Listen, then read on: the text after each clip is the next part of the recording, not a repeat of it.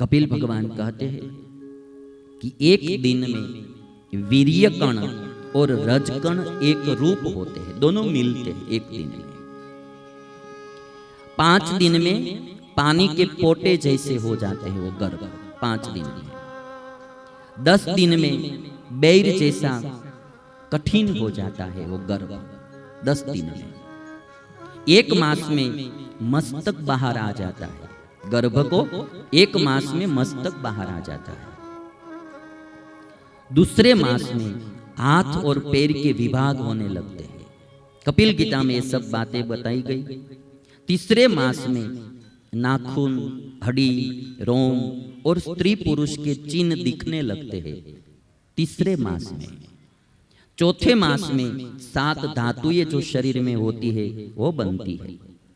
5वें मास में वो जो शिशु है गर्भ, उसको भूख और प्यास होने लगती है, उसका अनुभव होने लगता है 5वें मास में।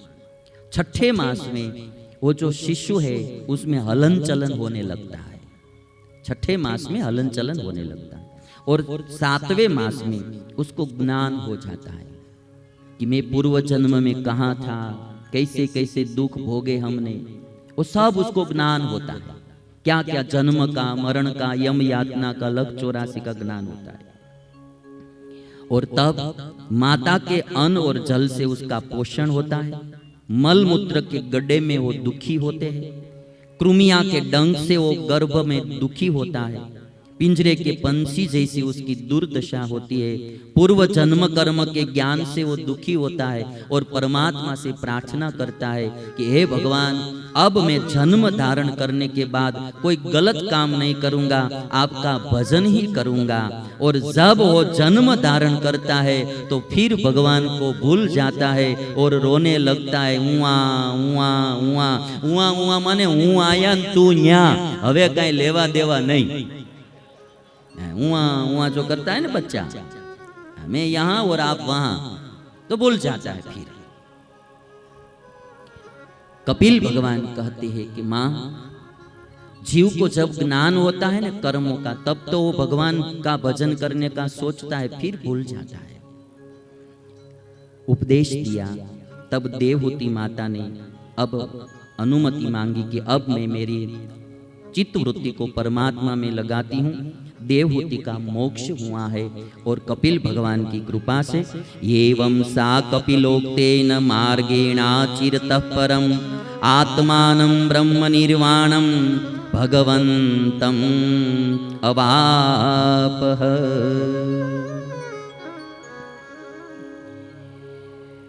माता का मोक्ष हुआ, वहां तृतीय स्कंद को व्यास भगवान ने विराम दिया। इधर जो देवहूति की कन्या थी एक अनसुया, उनका विवाह अत्रि मुनि के साथ हुआ और अत्रि और अनसुया से 3 पुत्र हुए। ब्रह्मा के अंश रूप में चंद्र की उत्पत्ति हुई अत्रि और अनसुया से। विष्णु के अंश रूप में दत्तात्रेय भगवान का प्राकट्य अत्रि और अनसुया से हुआ है। ये तीसरा अवतार भगवान का हुआ, दत्तात्रेय भगवान का अवतार। मनु राजा की स्वयंभू मनु की पुत्री देवहूति, देवहूति की पुत्री अनसुया, अनसुया के पुत्र हुए दत्तात्रेय भगवान। और शंकर के अंश रूप अत्रि और अनसुया से दुर्वासा ऋषि का प्राकट्य हुआ। मनु राजा की दूसरी पुत्री जो थी आकुति, उसका विवाह रुचि प्रजापति के साथ हुआ। रुचि प्रजापति और आकुति से यज्ञ नारायण भगवान का प्राकट्य हुआ और एक कन्या प्रकट हुई जिसका नाम था दक्षिणा। यज्ञ नारायण और दक्षिणा की शादी हुई है। और मनु राजा की जो तीसरी कन्या थी प्रसूति नाम की, उनका विवाह दक्ष प्रजापति के साथ हुआ। दक्ष प्रजापति और प्रसूति से 16 कन्याएं हुई। 16 कन्याओं में से 13 कन्याओं का विवाह धर्म के साथ हुआ। वो 13 कन्याओं में एक कन्या का नाम था मूर्ति। मूर्ति और धर्म से नरनारायण भगवान का प्राकट्य हुआ। ये चौथा भगवान का अवतार हुआ। और एक कन्या अग्निदेव को दी, एक कन्या पितरियों को और दक्ष और प्रसूति ने अपनी एक कन्या जिनका नाम था सती, उनका विवाह शंकर के साथ किया। मैत्रेय मुनि कहते हैं विदुर जी से कि शंकर और सती को कोई संतान नहीं थी। क्यों? तो कहते हैं कि दामाद और ससुर को दोनों को अनबन बन गई थी, इसलिए उनको कोई संतान नहीं थी। संतान होने से पहले ही सती ने योगाग्नि प्रकट करके अपना पांच भौतिक शरीर छोड़ दिया। विदुर जी ने कहा कि ससुर और दामाद दोनों में अनबन क्यों हो गई? तो कहते हैं कि प्रजापतियों का सत्र चल रहा था। वहां ब्रह्मा जी बैठे थे, शंकर जी बैठे थे, और उस समय दक्ष प्रजापति आए।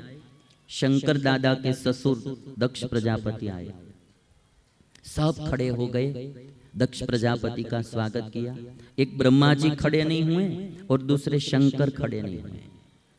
तो दक्ष प्रजापति को लगा कि ब्रह्मा जी खड़े नहीं होते हैं तो नहीं होते, वो तो मेरे पिताजी है, किंतु ये जो शंकर है वो तो मेरे दामाद, मेरे जमाई, उनको तो खड़े हो जाना चाहिए, वो तो पुत्र के समान कहलाते। और जब खड़े नहीं हुए तो अपमान लगा दक्ष प्रजापति को। तब दक्ष प्रजापति ने सबके सामने टेढ़ी नजर से शंकर की ओर देखते हुए कहने लगे, श्रूयताम ब्रह्मर्षयो में सह देवा सहाग्नयः साधूनां ब्रुवतो वृत्तम नाज्ञानात् न च मत्सरात्। हे ऋषियों सुन लो, हे देवताओं सुन लो, ये जो शंकर है ना वो स्मशान में रहता है, यह भूत और प्रेतों के साथ घूमता रहता है, शरीर पर चिता की भस्म लपेटे रहता है, गले में नरमुंडों की माला पहनता है, यह नाम भर का शिव है, वास्तव में अशिव है। गुस्सा आ गया ना, गुस्से में आदमी क्या क्या नहीं बोलता है वो पता नहीं रहता है। गुस्से में जैसे लगा, जैसा आया वैसा बोलने लगा दक्ष प्रजापति। यह अपवित्र और घमंडी है, यह तमोगुणी का देवता नेता है, यह मर्यादाओं को तोड़ रहा है। मैं ब्रह्मा जी के बहकाव में आकर मेरी भोली भाली बेटी को भूतों के सरदार को ब्याह दी। निंदा करने पर भी शंकर ने कोई प्रतिक्रिया नहीं, प्रतिकार नहीं किया।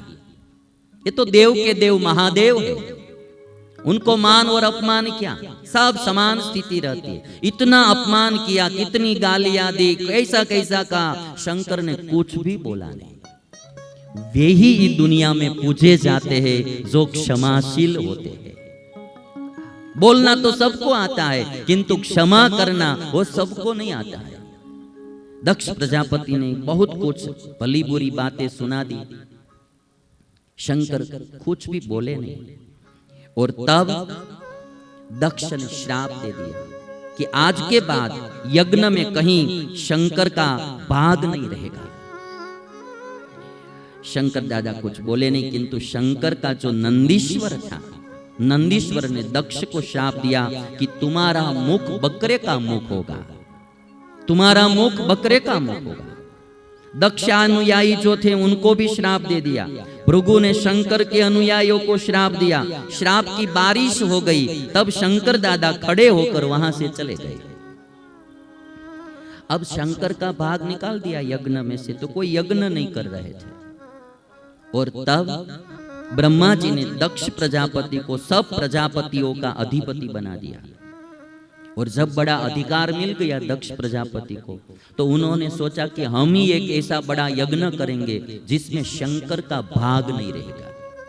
अब ये यज्ञ करने का कोई पुण्य के लिए यज्ञ नहीं कर रहे थे, शंकर को जलाने के लिए, ईर्ष्या के कारण, द्वेष के कारण ये यज्ञ कर रहे थे।